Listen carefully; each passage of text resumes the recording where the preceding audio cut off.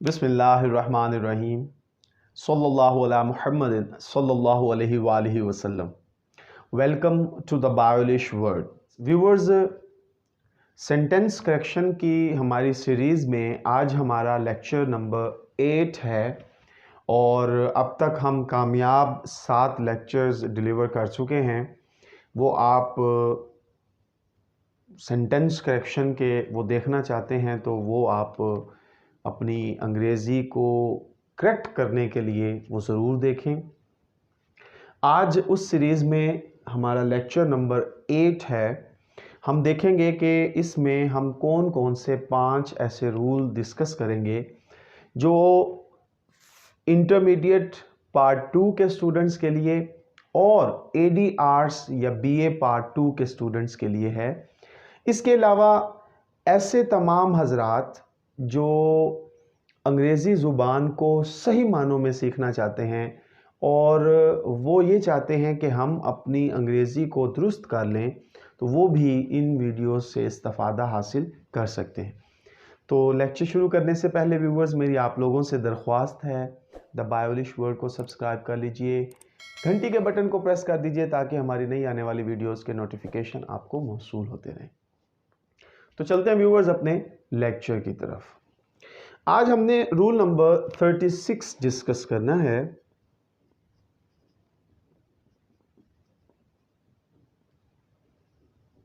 जी, rule number 36 जो है ना व्यूवर्स, बहुत ही टेक्निकल रूल है। इसमें हम देखेंगे एक वर्ड है जी, मोर देन वन।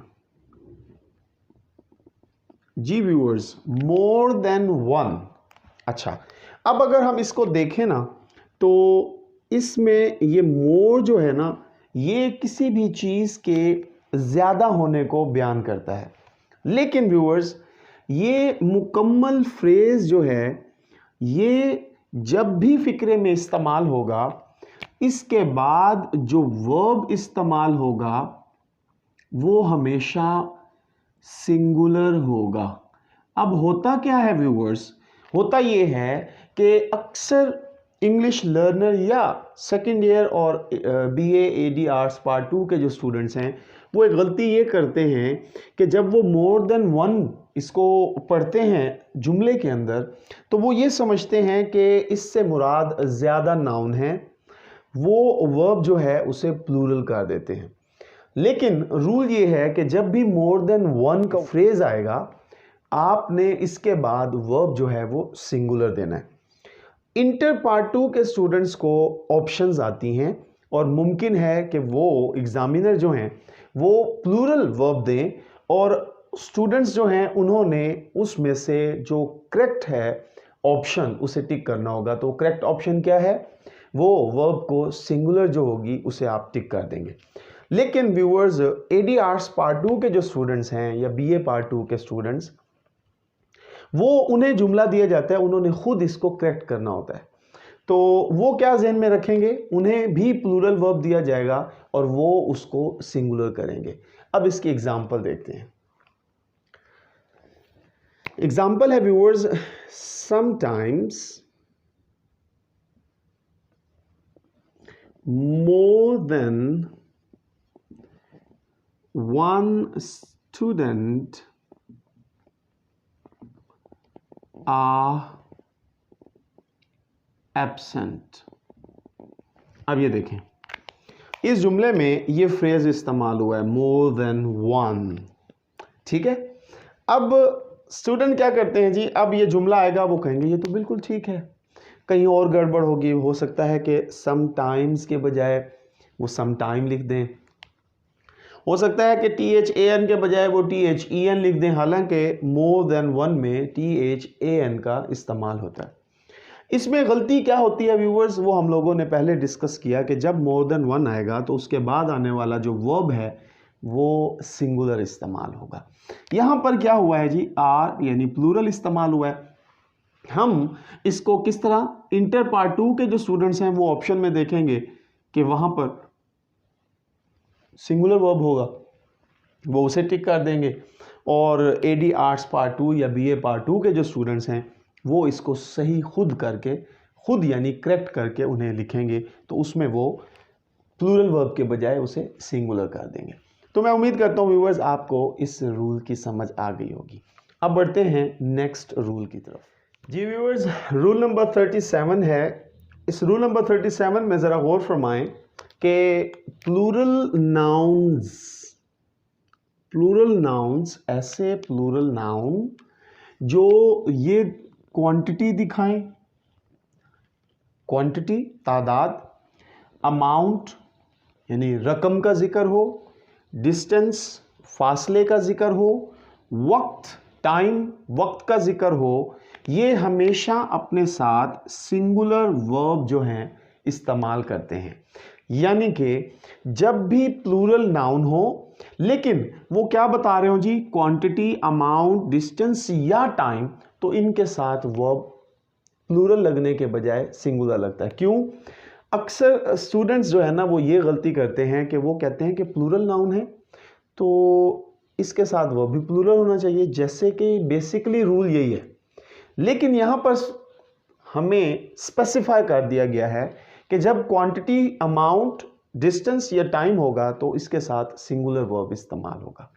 जैसे कि एग्जांपल देखिए, 10 years। अब देखें ज़रा, ये क्या है जी, प्लूरल नाउन है, 10 years।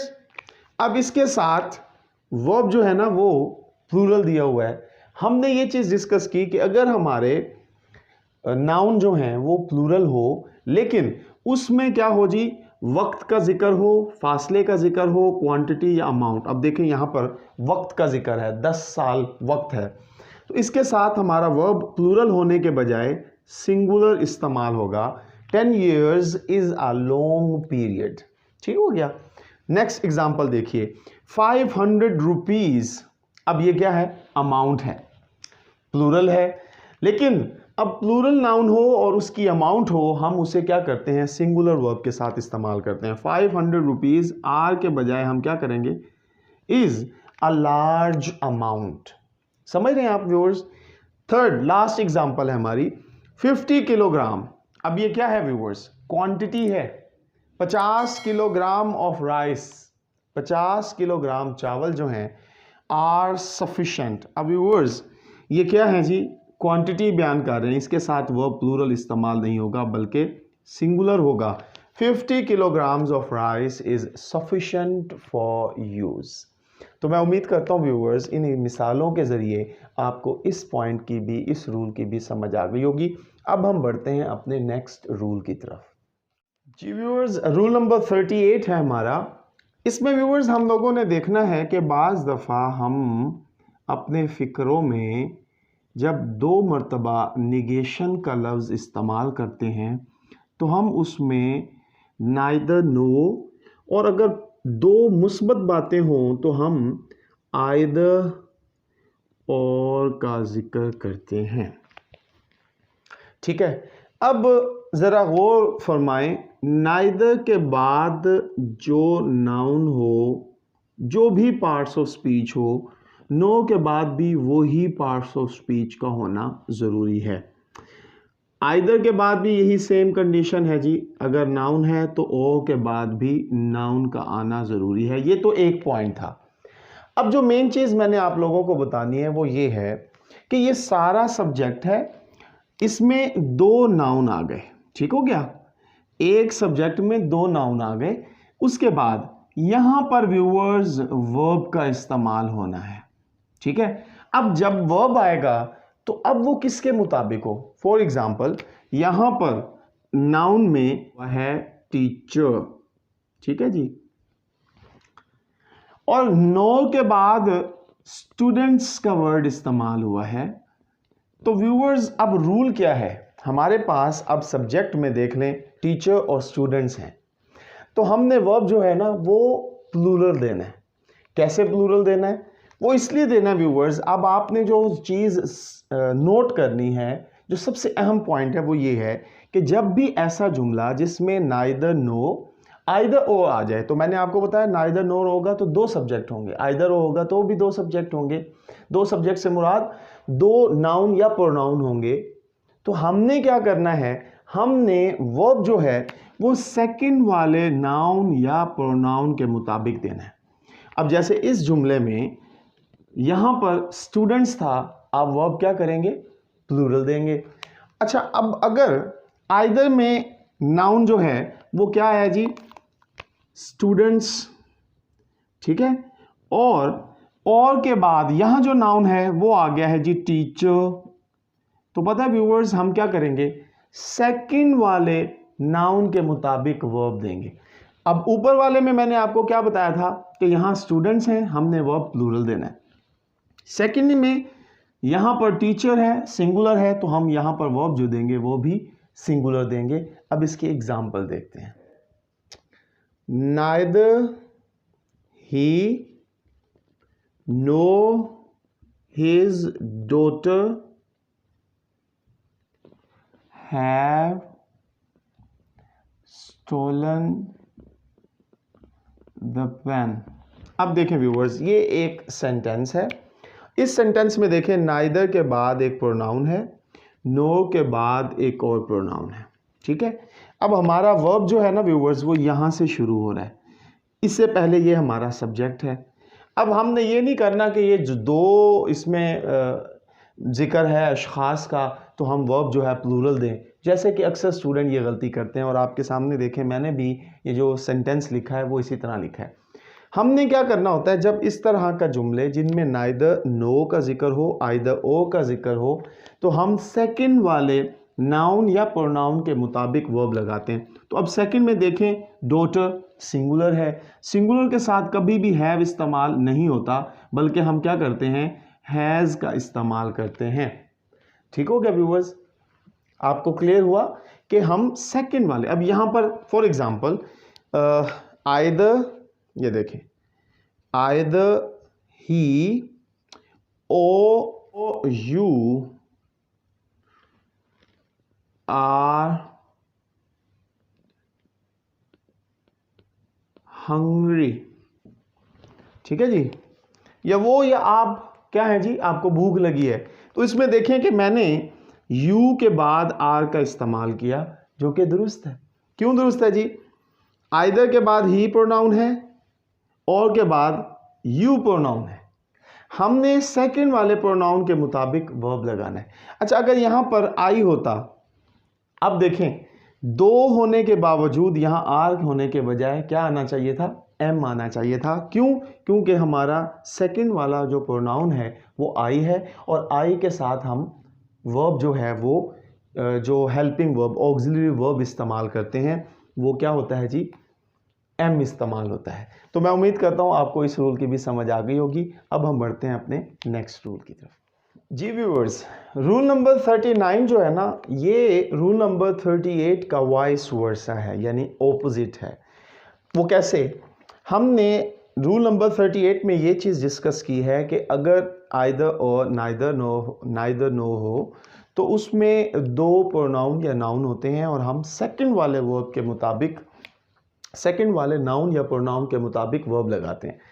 अब रूल नंबर 39 में आपने देखना है कि अगर किसी फिक्रे में विद या फिर एज वेल एज का इस्तेमाल हो, तो पता है क्या होता है, इसमें हम एज वेल एज की एग्जांपल देखते हैं। ये देखें, Aslam as well as his friends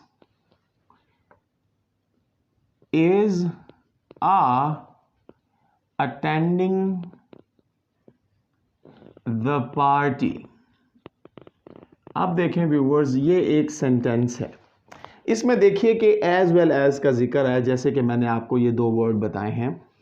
as well as या विद जब भी फिक्रे में आएगा, तो उससे पहले एक नाउन या प्रोनाउन होगा, और उसके बाद एक नाउन या प्रोनाउन होगा, बिल्कुल वैसे जैसे हमने रूल नंबर 38 में देखा कि आइदर के बाद एक नाउन प्रोनाउन, ओ के बाद एक नाउन प्रोनाउन, इसी तरह नाइदर के बाद एक नाउन या प्रोनाउन, नो के बाद एक नाउन या प्रोनाउन।